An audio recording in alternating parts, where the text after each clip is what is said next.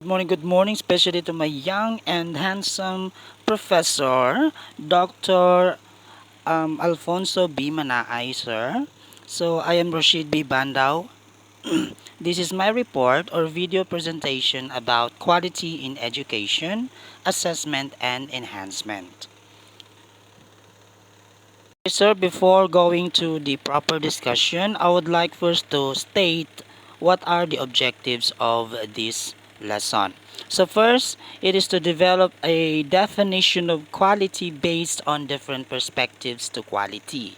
Second, analyze the various causes for quality to become a foremost concern in education.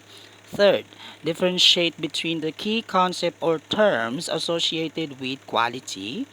Fourth, justify the various initiatives taken in India to raise the quality of higher education. Fifth, explain the meaning of quality enhancement. Sixth, cite various initiatives of different institutions to enhance their quality. And for the last objective, suggest different ways of assessing and enhancing the quality of the institutions that you are part of. So I would like first to identify what are the definitions of quality. So in this presentation, quality is an elusive attribute of values which cannot be easily measured or quantified. So meaning only quality methods or qualitative methods ang kita lang or makaka-experiment nitong bagay na ito, in which if there is a particular research to be examined, then you need to use this qualitative research. Okay?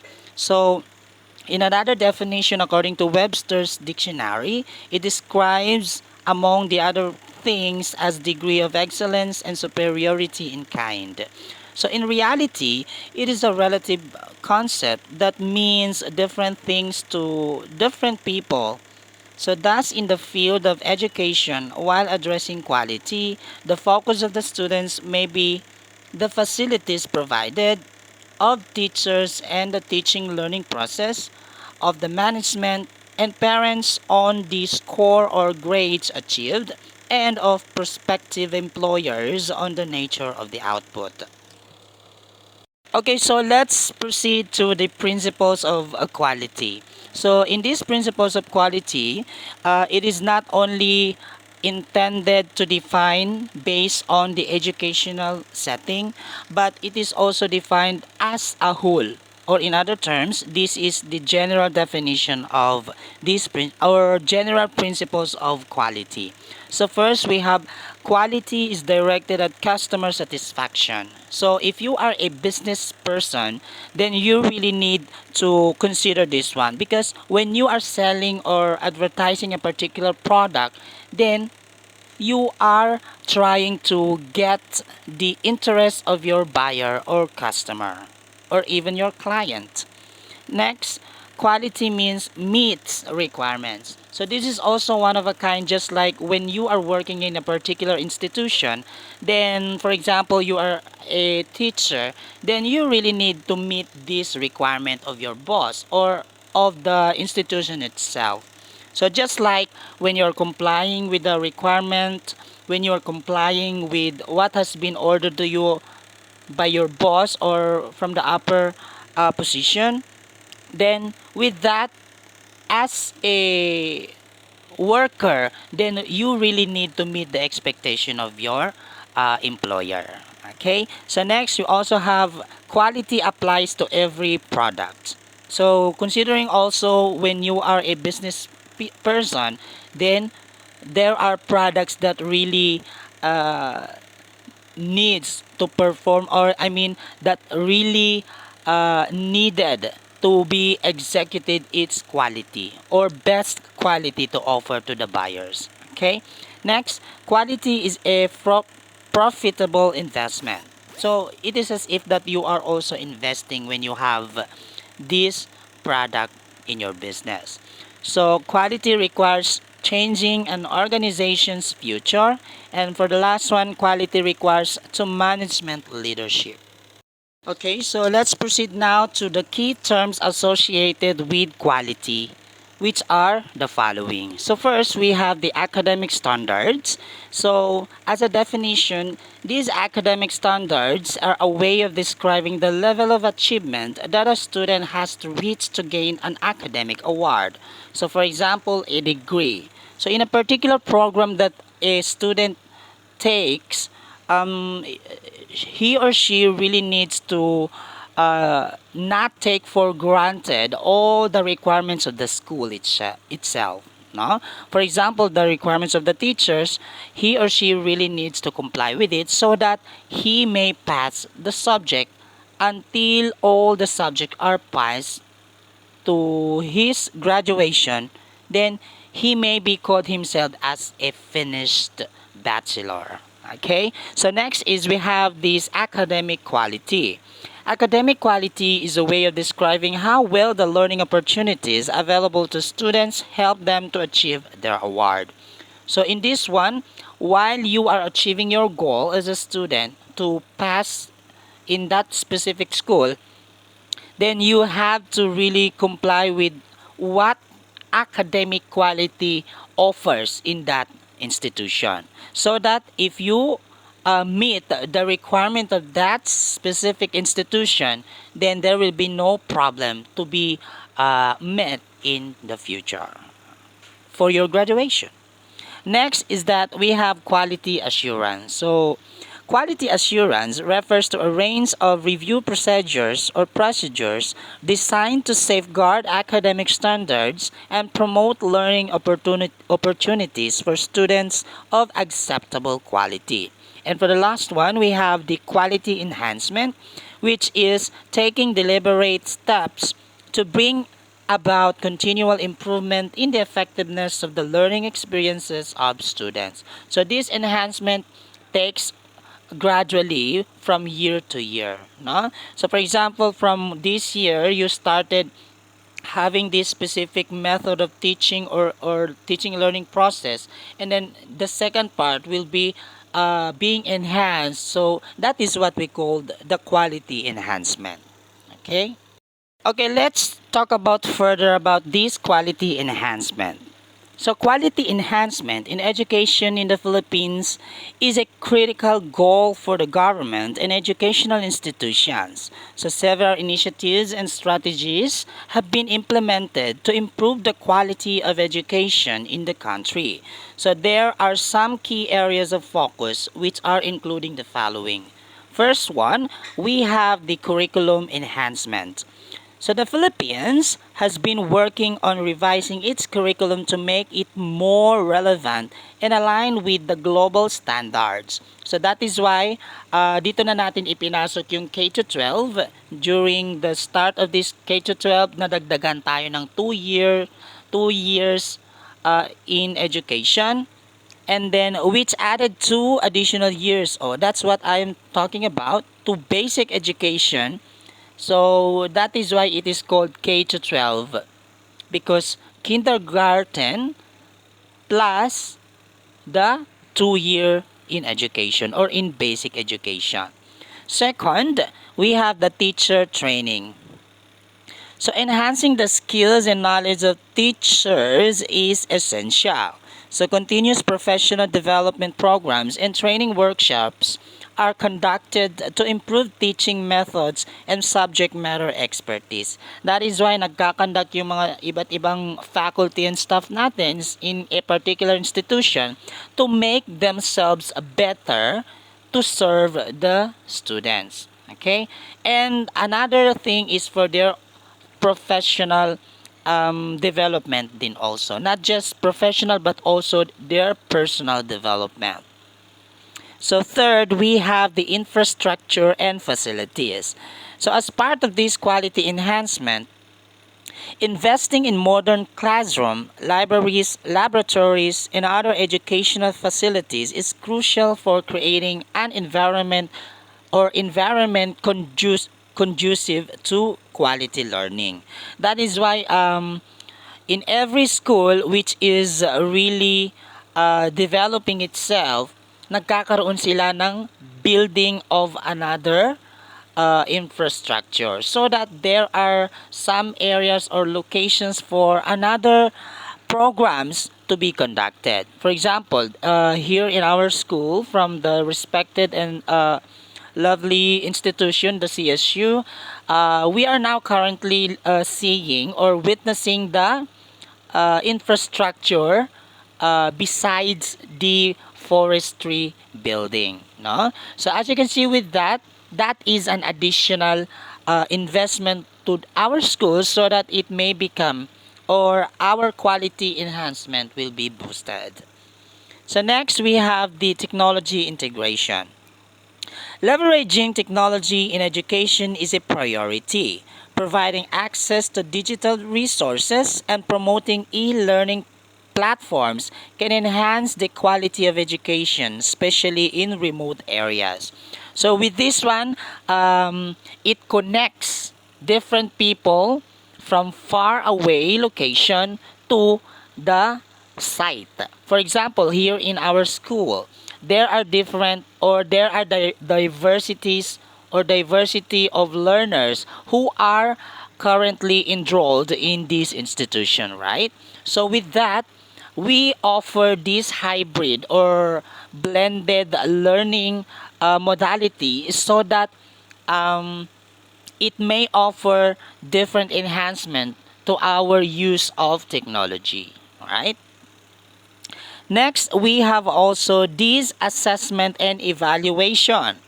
So, implementing effective assessment and evaluation systems helps in monitoring the progress of students and identifying areas that need improvement. So, that is why we are conducting the diagnostic test or diagnostic examination, so that our students may be identified their weaknesses and strength.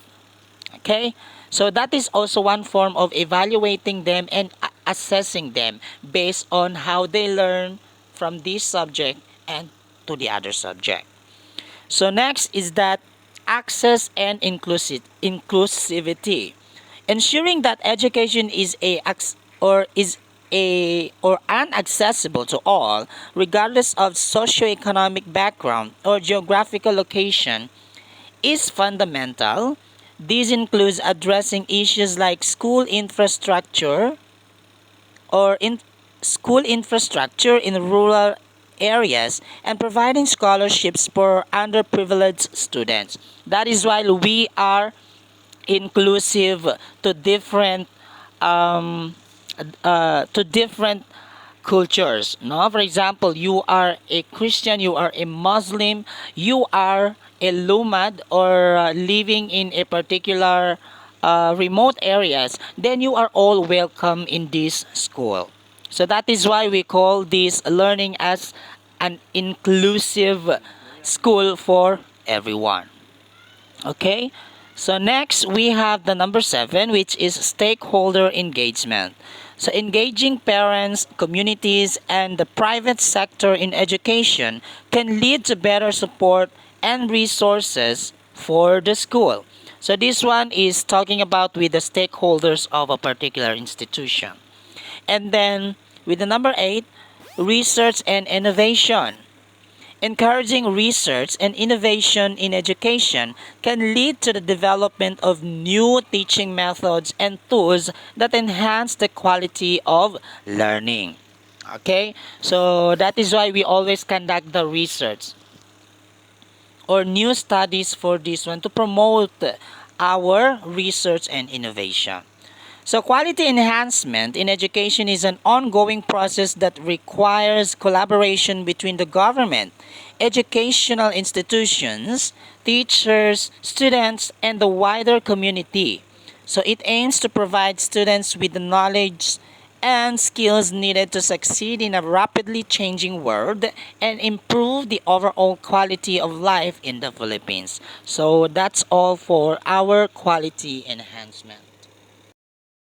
So since our topic is talking about with quality, then therefore there are also rumors in your mind that really bothers you. For example, the barriers to achieving and maintaining quality can vary depending on the context, whether it's in education, healthcare, manufacturing, or any other sector. Here are some common barriers to achieving and maintaining quality.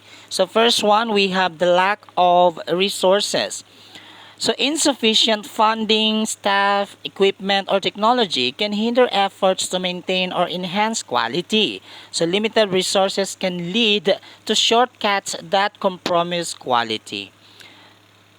So ito na yung kakulangan natin no sa resources natin, whether it is from the facilities itself, the infrastructure, the employees or staffs, those are all part of this lack of resources.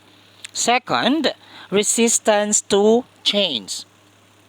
So people within an organization may resist changes to processes or procedures necessary for quality improvement due to fear, inertia, or a preference for the status quo.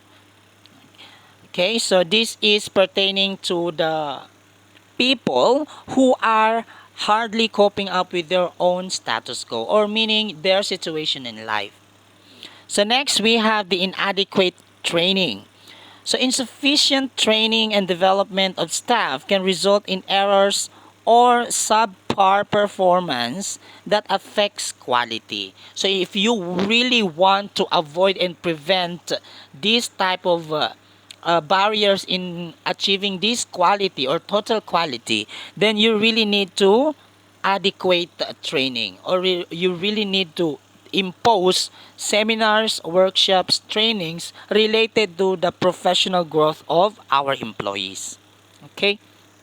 Fourth one, we have the poor communication. Ineffective communication between teams, departments, or levels of an organization can lead to misunderstandings and errors that impact quality. Okay, so the most common or the commonest thing in this world, which is very significant, is the need to what? Is the need to have the communication skills, right? Whether you are a student, teacher, administrator, or admin staff, or any position in this world, then therefore you really need to have the communication skills so that there will be no problem uh, for you to understand, to comprehend, or to know something around you. Okay, so the fifth one is the complexity. Over complex processes or systems can increase the likelihood of errors and make it difficult to maintain consistent quality. That is why kinakailangan na magkaroon tayo ng pag-aaral sa isang bagay upang sa ganun ay makuha natin yung tinatamasa nating quality education. Okay? So, number 6, regulatory and compliance issues. So, meeting regulatory requirements can be challenging and costly, especially if the regulations are continually changing or complex. So it has relationship to the first one, which is the complexity. Why? Because of the complexity that is being experienced by so many faculty and staff. For example, in handling specific subject. So if you are a chairperson, don't give or don't assign your teacher this specific hard and complex subject, because it may only give conflict to the teacher itself, especially to the young learners. Okay? So to avoid so and so, we must really select and choose who are the deserving teachers to handle this specific complex subject. Next, we have the lack of accountability. So when there is no clear accountability for quality, individuals may not take ownership of their work, leading to lapses in quality.